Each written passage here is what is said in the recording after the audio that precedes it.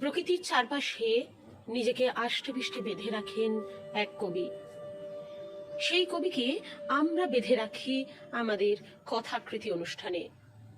কবি যখন নির্জনে একা একা শুধু প্রকৃতির মধ্যে নিজেকে বিলিয়ে দিয়ে তার পড়াশুনো, লেখালেখি এবং সারস্বত ভাবনায় উজাড় করে দেন, সেই কবিকে আমরা ধরে রাখি আমাদের ক্যামেরায়। আজ কথাকৃতির এই বিশেষ এপিসোডে আমাদের সঙ্গে রয়েছেন কবি সুনীল মাঝি। ৮এর দশকের কবি সুনীল মাঝি, বর্তমান নিবাস খড়গপুর। তার জীবনের যে প্রতিনিয়ত ওঠাপড়া এবং জীবন যাপনের যে বৈচিত্র্য, সেই বৈচিত্র্য আজ তুলে ধরব কথাকৃতি অনুষ্ঠানে। আমার সাথে রয়েছেন কবি সুনীল মাঝি। কবি সুনীল মাঝি জন্ম 1962 সালের ফেব্রুয়ারি মাসে, প্রাচুর্যে পরিপূর্ণ। এই প্রাচুর্য অবশ্যই ঐশ্বরিক প্রাচুর্য। প্রথম জীবন প্রায় 20 বছর কেটে যায় তার এয়ারফোর্সে, তারপরে আইআইটি খড়গপুর, সেখানে ইন্সপেকশন বিভাগে, তারপর তার চাকরি সেলস ট্যাক্সে, এবং সেখান থেকে সরাসরি প্রধান শিক্ষক হিসেবে, ভারপ্রাপ্ত প্রধান শিক্ষক হিসেবে একটি উচ্চ মাধ্যমিক স্কুলে। কবির ঈশ্বর বিদ্যাসাগর। কবি তার এই জীবন সম্পূর্ণভাবে লেখালেখি, কবিতা এবং তার সৃষ্টিশীলতাতেই নিবেদন করেছেন। আমরা দেখতে পাচ্ছি কবির প্রচুর প্রচুর সম্মান, বিভিন্ন জায়গা থেকে এই সম্মান কবি পেয়েছেন। আমরা সরাসরি চলে যাব কবির সাথে পরিচয় করতে, এবং আজ কবির মুখ থেকে কিছু কথা, কিছু কবিতা শুনতে পারা। কবি সুনীল মাঝি, আলো এবং দাহ পর্ব পেরিয়ে আমরা চলেছি কবি সুনীল মাঝির কাছে। নমস্কার সুনীল দা, কেমন লাগছে আমাদের এই কথাকৃতি মঞ্চে? অপূর্ব একটা অনবদ্য ভাবনা কাজ করছে আমার ভেতরেও, এবং আসলে সাহিত্যই তো জীবন। সেই জীবনের স্পর্শ যেখানে পাই সেখানেই আমি খুব উদ্বেলিত হয়ে পড়ি। ফলে আজকের বিকালটা খুব আবেগের বিকেলও বটে। ভেতরে ভেতরে একটা চেতনাবোধ কাজ করছে। ভট্টাচার্য কথাকৃতির অনুষ্ঠান। দাদা, জন্ম তো 1962 সালে। এই যে লেখালেখি, এর মধ্যে প্রথম মনোনিবেশ কবে? তোমার জীবনের প্রচুর আপস অ্যান্ড ডাউনস, চড়াই উতরাই, ফৌজি থেকে টিচার, তো এই যে এত চড়াই উতরাই, তার মধ্যে লেখালেখিটা কিভাবে তোমার জীবনে জায়গা করে নিল? প্রথমে বলে নিই যে যদিও আমার সার্টিফিকেট অনুযায়ী জন্ম 1962, আসলে কোনো এক ভাদ্র মাসে আমি জন্মগ্রহণ করেছিলাম মুন্ডেশ্বরী এবং দামোদর এই আদাব অঞ্চলে। এবং আমি যে পরিবারে জন্মগ্রহণ করেছিলাম সেই কৃষক পরিবারে, সেখানে জন্ম তারিখ বলে কিছু হয় না। মায়েরা জানে কবে জন্মায়, এবং মায়েদের মৃত্যুর পর আমাদের সেই জন্ম তারিখও দেশে যায়, অর্থাৎ এভাবেই হয়। আর এই যে 1962 সালের 1 ফেব্রুয়ারি আমাদের এই জন্ম তারিখ দিয়েছেন মানে হেড টিচার, প্রাইমারি স্কুলের মাস্টারমশাই। আচ্ছা, নতুনভাবে আমাদের তখন কোনো সার্টিফিকেট ছিল না, আতুর ঘর ছিল বাড়িতে, হসপিটালেও যেতে হয়নি, এইসব ব্যাপার ছিল। যাই হোক, তখনকার দিনে যা হয়, তখনকার দিনে যা হয়। আমি অ্যাকচুয়ালি স্বপ্ন ছিল অনেক, কিন্তু সেই স্বপ্নে আমি ঠিক পৌঁছাতে পারিনি। যদিও আমি একটা প্রথম বালক ছিলাম একটি স্কুলে, ভুদারীনাথ বিদ্যানিকেতন, দেলপাড়া ভুদারীনাথ বিদ্যানিকেতন, হুগলি জেলার তারকেশ্বরের অদূরে একটি গ্রামে আমার জন্ম, পুরসুরা থানার অন্তর্গত। এবং আমাকে দারিদ্র্যের কারণেই ফৌজে চলে যেতে হয়েছিল, এয়ারফোর্সে চলে যেতে হয়েছিল।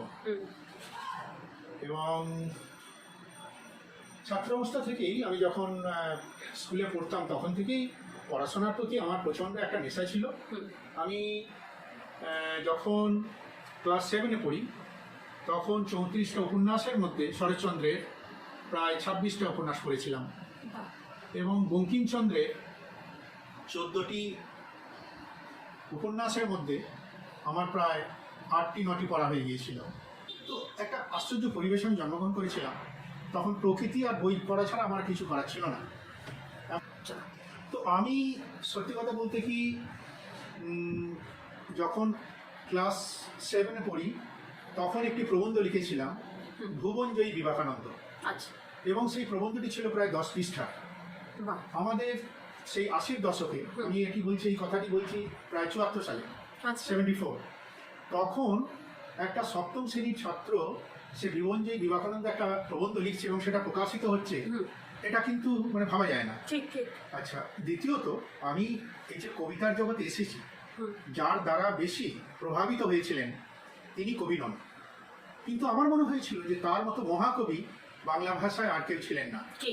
তিনি বিভূতিভূষণ বন্দ্যোপাধ্যায়। আচ্ছা আচ্ছা। এই অচেনার আনন্দ, আমি পাতার পর পাতা মুখস্থ হয়ে যেত, আমি পথের পাঁচালী আর আরণ্য, এবং পরবর্তীকালে এত বেশি পড়েছিলাম ভাবা যায় না। তো তোমার একটা কবিতায় চলে যাই, একটু শুনে নি, আবার আমরা আলোচনায় ফিরবো। আচ্ছা, তো আমি সেই যে কিভাবে প্রভাবিত করেছিলেন তার একটি কবিতা সেই যুগে আমি পড়ে শোনাচ্ছি। সকালের কিছু রং রয়ে গেছে অমল আকাশে, কিছু রং রয়ে গেছে শস্য খেতে, নদী তীরে কিংবা উদ্যানে। শিউলির গন্ধের টের পাই বাতাসে বাতাসে, কিছু সুর রয়ে গেছে পাঁজরের ফাঁকে কোণে, তাইয়ে পরান্নে মাঝে মাঝে সেই সব সকালের চেনা গন্ধ, চেনা সুর, চেনা চেনা গান, উজান নদীর বুকে জোয়ারের মতন ভাসানের গানে গানে স্মৃতিতে অম্লান। চাঁদের ভিতরে যেন রয়ে গেছে শৈশবের জ্যোৎস্না, নদীর বুকেও যেন রয়ে গেছে অকুল দুরন্তপনা।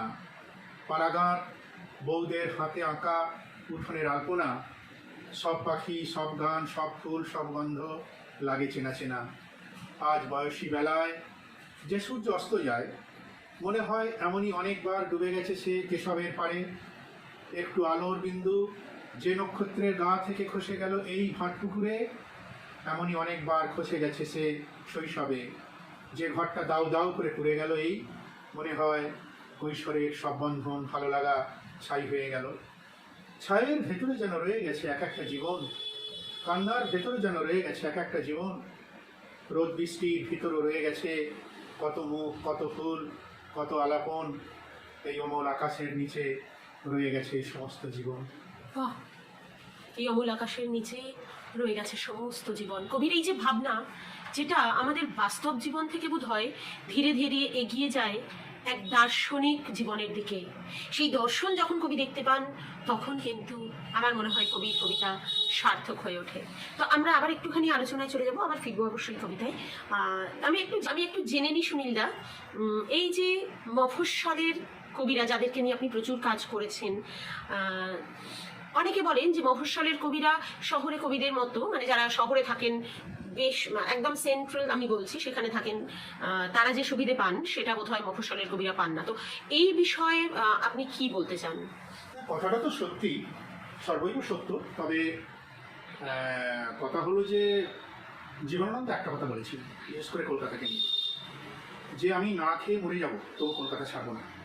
তো প্রকৃতি কবি জীবনানন্দ এই কারণেই বলেছিলেন, কারণ বাণিজ্যের জন্য, প্রচারের জন্য নগর খুব কাজ হয়, মফস্বলে সেটা সম্ভব নয়, এবং তার জন্য অভিমান করার কোনো প্রয়োজন আছে বলে আমি মনে করি না। কিন্তু সৃষ্টিশীল কাজের জন্য গ্রামের খুব প্রয়োজনীয়তা আছে। সেটা যেমন আছে, বর্তমানে আমার ধারণা এই শহরের সাথে গ্রামের বা মফস্বলের একটা সেতু বন্ধন, একটা মেলবন্ধন গড়ে উঠছে, এবং সাংস্কৃতিক আদান প্রদান কিন্তু হচ্ছে, একেবারেই যে হচ্ছে না তা কিন্তু নয়। তো আমার মনে হয় যারা একটু মফস্বলের দিকে থাকেন, অলরেডি প্রতিষ্ঠা পেয়েছেন, যেমন আমি আপনার কথা বলছি বা এখানে ভবেশবাবুর কথা বলছি, তারাও তো মফস্বলের কবিদের নিয়ে, নতুন কবিদের নিয়ে, যারা সবে লিখছে এবং বলিষ্ঠ লেখা লিখছে, তাদেরকে নিয়ে অনেক কাজ করছেন। তো সেই বিষয়ে একটু জেনে নেব। আমার লেখার জগৎ সম্বন্ধে দু চার কথা বলি। সেটা হচ্ছে যে মূলত আগে আমি যা লিখতাম বিমান বাহিনীতে থাকাকালীন, সেগুলো কিন্তু কোথাও প্রকাশ করিনি। আমি 31 ডিসেম্বর 20 বছর চাকরি শেষ করে বিমান বাহিনী থেকে এখানে এলাম। তাহলে নতুন শতাব্দী, নতুন দশক, একবার নতুন বছর, নতুন দিন শুরু হলো আমার নতুন জীবন। আমি ইউনিফর্ম ত্যাগ করে সিরিজে প্রবেশ করলাম। তারপরেই মনে হয়েছিল যে আমাকে কিছু করতে হবে। আচ্ছা, করতে হবে মানে আমি চেয়েছিলাম যে বিমান বাহিনী মানে আর্মি, এয়ারফোর্স, নেভি এবং প্যারামিলিটারি ফোর্সগুলো যে আছে আইটিবিপি, সিআইএসএফ, সিআরপিএফ, এই যে ইউনিফর্ম সার্ভিস, প্রায় 50 লক্ষ মানুষ, তাদের যে হাসি কান্নার চুনিপান্না, এই নিয়ে কিছু কাজকর্ম করব এবং সেটা ছিল উপন্যাস লিখব, এটাই ছিল মূল কথা।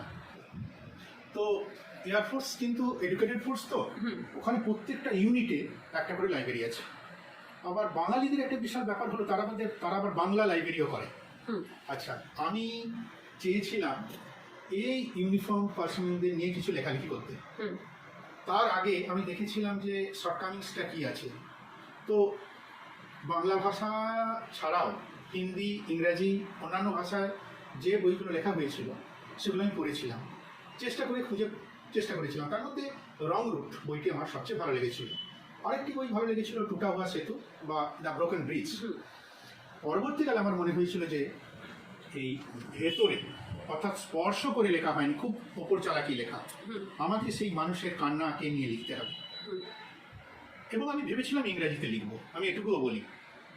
কিন্তু ওখান থেকে আসার পরে কথা সাহিত্যিক অনিল ঘরায়ের সঙ্গে আমার প্রথম পরিচয় হয় এবং উনি আমাকে একদম টেনে নেন চুম্বকের মতো।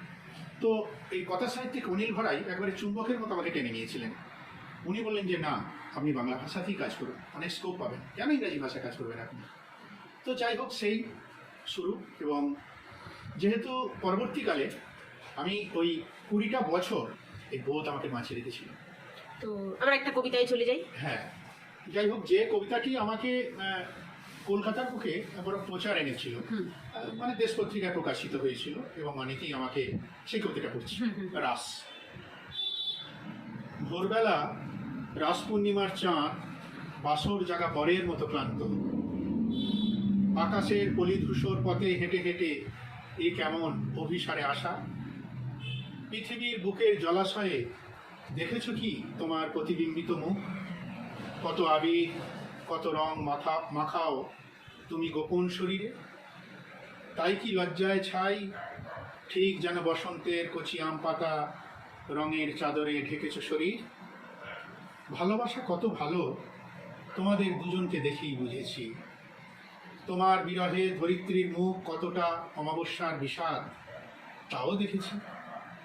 তবু দুই পক্ষ শেষে তুমি মোহময়ী আবির্ভাবে কেবল ধরিত্রীকে নয়, সমস্ত প্রাণীকে স্থলে জলে অন্তরিক্ষে গার্হস্থ জীবনের সুতো ছিঁড়ে প্রেমিকা করে দাও।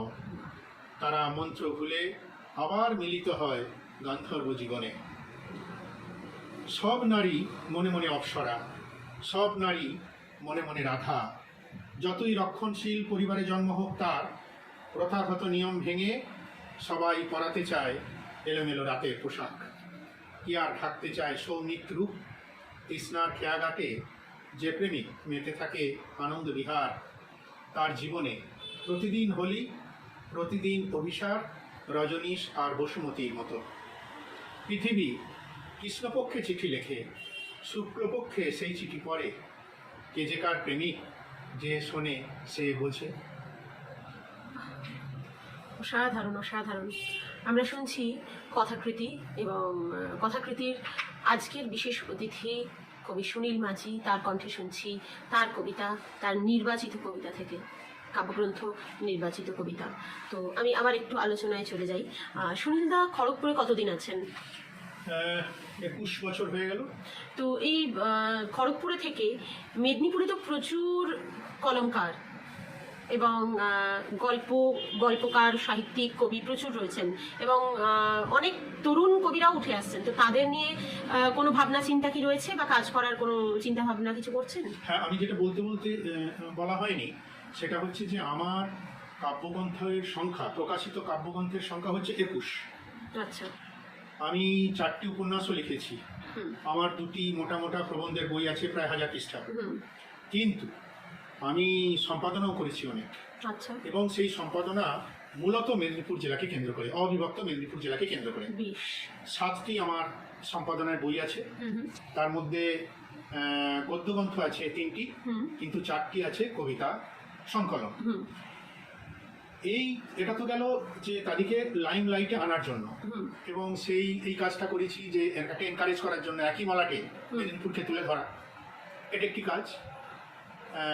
দ্বিতীয়ত, আমার যে এই যে গদ্য, সেখানে কিন্তু আমি নতুনদের এবং মানে বয়স্ক এবং নবীন প্রবীণ সকলের কিন্তু আমি বই আলোচনা করেছি প্রচুর।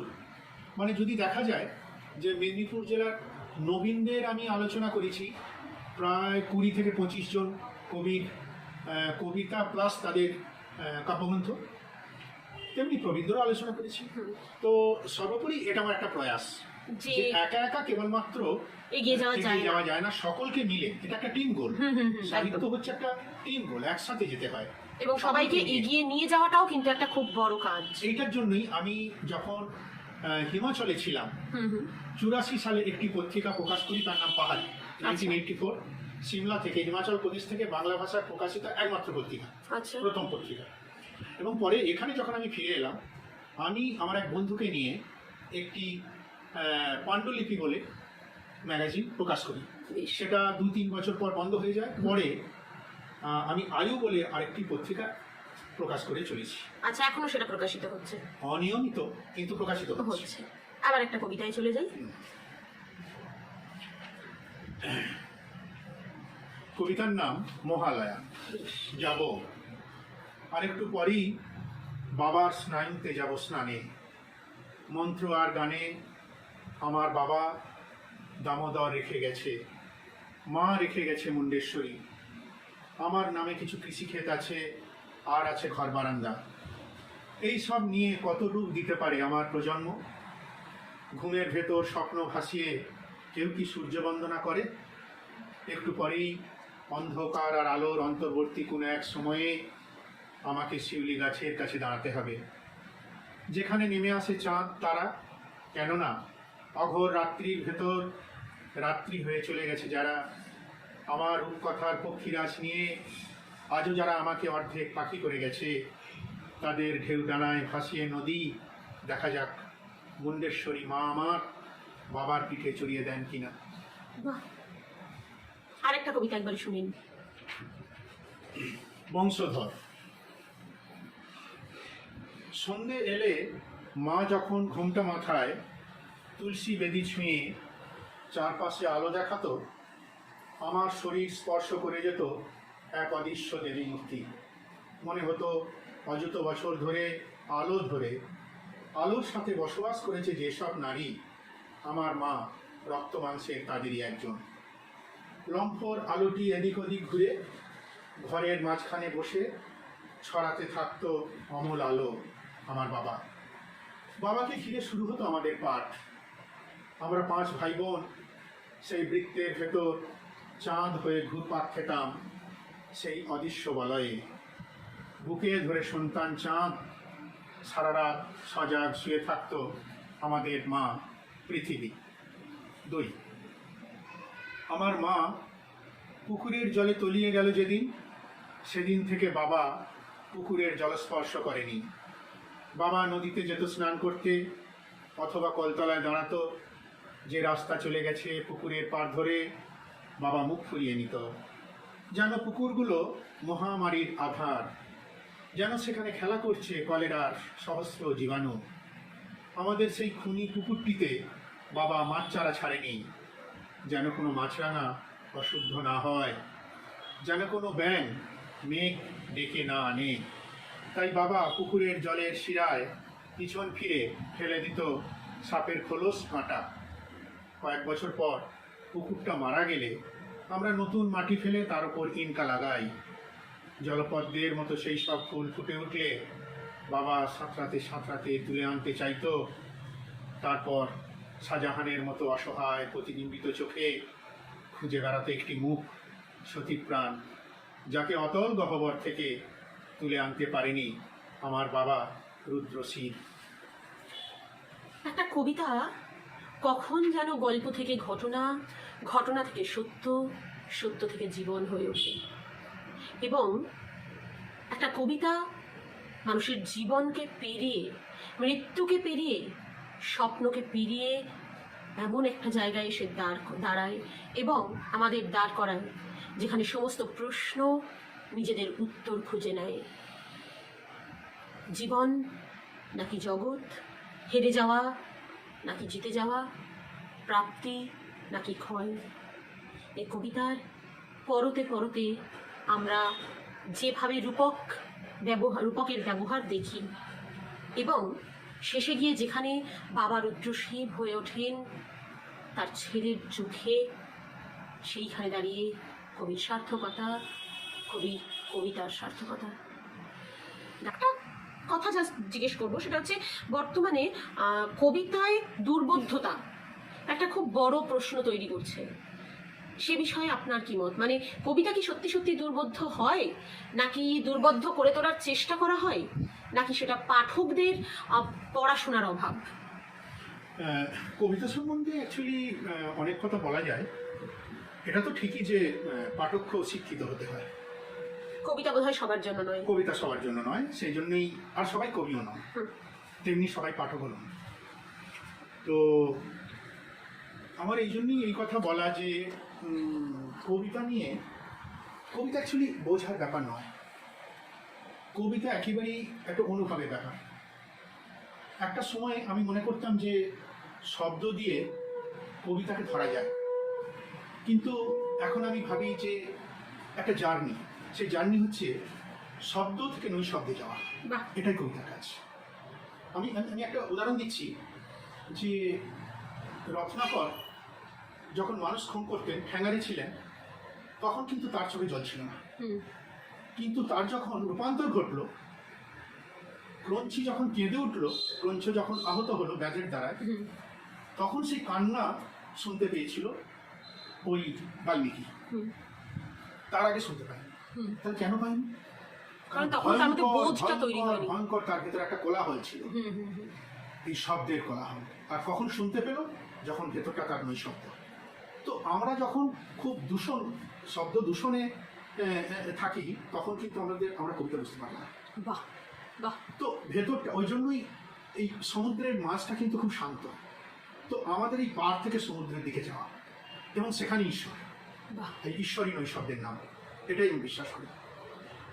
তো কবিতা হচ্ছে পালস, এটাকে ছুঁতে হবে, মানে স্পর্শ ওই ওই ওই মানে মগজ দিয়ে বোঝা যাবে না, সেটা হৃদয় দিয়ে অনুভব করতে হবে। তাহলে এই মগজ থেকে হৃদয়ের একটা সেতু তৈরি হয়, সেটাই হচ্ছে কবিতা। হ্যাঁ, সুতরাং তার বলে কি আমরা ছন্দমাত্রায় যেমন অবশ্যই যাব, আমি বলতে চাইছি যে যে একটা মানুষ যেমন শরীর সর্বস্ব নয়, তার আত্মা আছে, মন আছে, প্রাণ শক্তি আছে, তেমনি একটি কবিতারও তাই আছে, কবিতার আত্মশক্তি আছে। এই আত্মশক্তি আছে তার মানবতা, একদম একদম মানবতা। সরাসরি একটা কবিতায় চলে যাই। অবশ্যই। বীজ চারার অন্বেষণে আমরা নানা বাগানে ঘুরে বেড়াই এবং চারা বীজ নিয়ে শুরু করি মাটির খনন। বুকের ভেতর দ্বীপ দ্বীপ বীজ পাথর কতটা ছড়াতে পারে জ্যোতি? এগুলো কোন বাগানের চারা, কার পূর্বজন্ম? মোহময় এক আকর্ষণ ছাড়া আমাদের চোখে আর কিছু কি থাকে? তারপর অনেক সূর্য ডুবেছে পশ্চিম দিগন্তে, নানা স্বাদের গাছের বাগানের নিচে আমরা কেউ বসে, কেউ দাঁড়িয়ে থেকেছি অনন্ত। অসাধারণ অসাধারণ। অনন্তে দাঁড়িয়ে থাকা, এই অনন্তে দাঁড়িয়ে থাকার নামই কিন্তু কবিতা, অনন্তের কবিতা। আমরা যাব আর একটা কবিতায়, আমাদের হাতে সময় ধীরে ধীরে কমে আসছে, আমরা আরো একটা কবিতা শুনে নি কবির কণ্ঠে। অশ্রু অথবা জলপুষ্প, অশ্রু অথবা জলপুষ্প। কাল সারা রাত আমি তরি বেয়েছি, এতদিন নৌকোটি ডানায় মাথা ছিল, সযত্নে গচ্ছিত ছিল হাল, দাঁড় আর নোঙর। আকাশে ভেসে উঠল মেঘ আর রামধনু পাল। কাল হরপা আসতেই নৌকোটি ডাঙা থেকে জলে নেমে গেল। পুষ্করিণীতে ডুবে গিয়েছিল আমার মা, তাকে আমি চাঁদ তরীর প্রথম যাত্রী করলাম। তিনি আকস্মিক হাল হয়ে গেলেন। বাবা কোথা থেকে এসে বললেন, তুই চুপচাপ বস। তিনি দাঁড় হয়ে গেলেন। হঠাৎ নোঙরের মতো বুকের পাঁজর চেপে কি এক মায়াবী রেখায় আমি চোখের ভেতর। মাথার ওপর ভাসতে লাগলো এক অষ্টাদশীর 7 রঙা শাড়ি। কাউকেই আমি পারাপার করতে পারলাম না। দাদাকে পেয়েছি আমাদের অনুষ্ঠানে। দাদা, সমাজের প্রতি কবিদের কোনো দায়বদ্ধতা আছে কি? কি মনে করেন? আমরা তো সমাজবদ্ধ জীব। সমাজের প্রতি একটা ভালোবাসা থাকতে হয়। এই দায়বদ্ধতা যদি অব্লিগেশন হয় ব্যাপারটা তো অন্য জিনিস, কিন্তু একটা ভালোবাসা থাকতে হয়। কারণ মানুষের জন্য এটাই মূল কথা। তো আমি বিশ্বাস করি যে দায়বদ্ধতা থাকবে। আমি একটা কবিতার ভেতর দিয়ে এই সময়ের সমাজকে তুলে ধরার চেষ্টা করছি। বেশ, আজকে অনুষ্ঠানের শেষ কবিতাটা আমরা শুনবো দাদার কণ্ঠে। কথাকৃতি আমার সাথে রয়েছেন কবি সুনীল মাঝি। মাঝে মাঝে আমাদের নখগুলো আমাদের চেয়ে বড় হয়ে ওঠে এবং নখের ভেতর ঢুকে পড়ে টন টন ময়লা। সেখানে ডিম ছাড়ে মশামাছির দল। আমরা ক্রমশ আমিষ হই, আমরা জ্বর হই, বমি হই, আমাদের ইউরিন বন্ধ হয়, আমাদের ঠোঁট চোখ লাল হয়, অষ্ট অঙ্গে ব্যথা, মরি।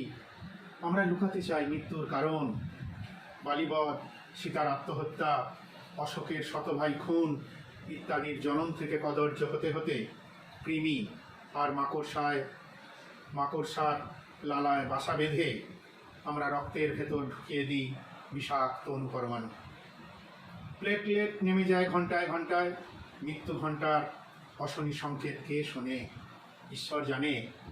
যুদ্ধ থেকে পালাতে অস্ত্র ভেঙে ফেলে যারা, তারা মাঠ শস্যের ওপর দিয়ে ভেসে যাওয়া দগ্ধ পোড়া ধোঁয়া মেঘ।